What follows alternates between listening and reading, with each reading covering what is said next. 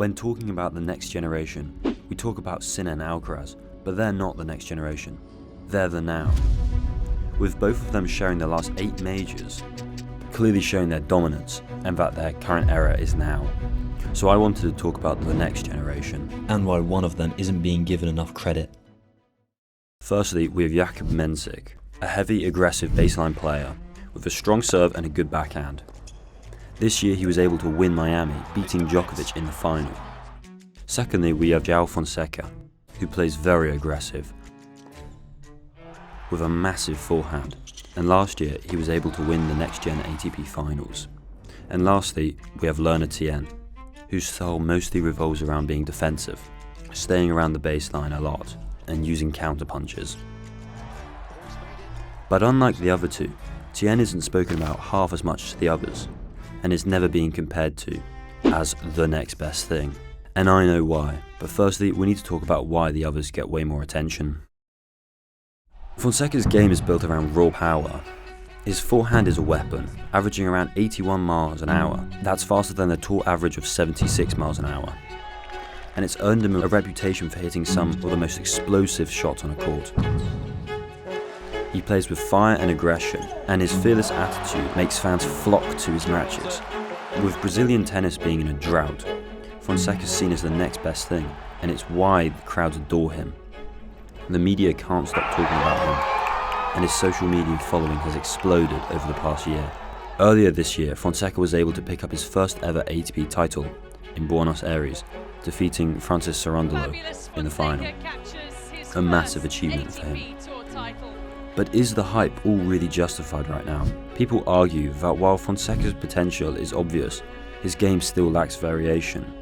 He leans heavily on that forehand, and his fitness and consistency can dip in longer matches. Andy Roddick was even saying that the media is setting him up for unfair expectations. Fonseca should be allowed to grow without the pressure of being a tennis next best thing. And when he won the Next Gen Finals last year, there were already comparisons about him following and becoming the next best thing, as Jannik and Carlos both won that event. What makes Mensik so exciting to watch is his aggressive, no-prisoners playstyle. He's a heavy attacking baseliner who loves stepping onto the court and taking time away from his opponents. His forehand is also explosive and his mindset is fearless. Many have compared him to the Czech legend Tomáš Berdych, and sometimes his forehand is even compared to Jannik Sinner's because of how he plays with such flat, clean power. However, again, people say that the hype may be a little bit overblown right now. Whilst his second serve is very weak and winning under 50% of his second serve points, and his forehand, whilst powerful, can also sometimes lack precision. And then there's also the emotional side. Mensik's been known throwing a few outbursts on court, and sometimes toying around with the crowd.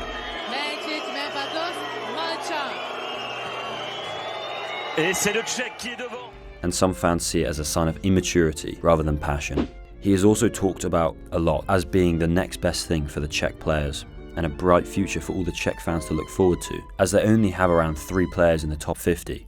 Thomas Mak, Jiří Lehečka and Mensik. So is Mensik a little bit overrated? Kinda. But that's only because the expectations are still sky high. The power and the confidence really shows it, especially with his title win in Miami. What he really needs right now, consistency and composure. And now, the person who barely gets spoken about, there's Tien, a player who really doesn't rely on flash or brute force. Instead, Tien's game is strategical and methodical. He's not going to wow you with 130 mile an hour serves or insane tweeners, but he'll outthink you and outlast you.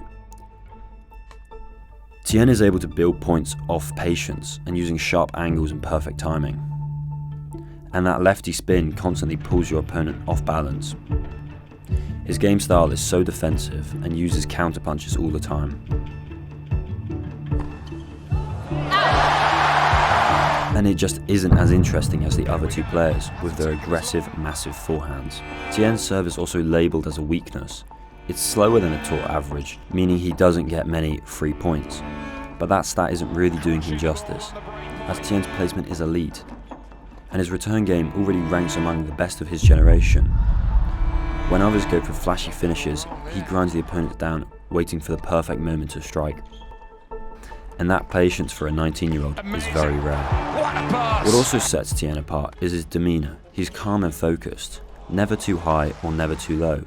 No wild celebrations, no drama. He's just very focused. And especially when we're in an era where charisma and camera moments often overshadow skill, his quiet confidence flies under the radar.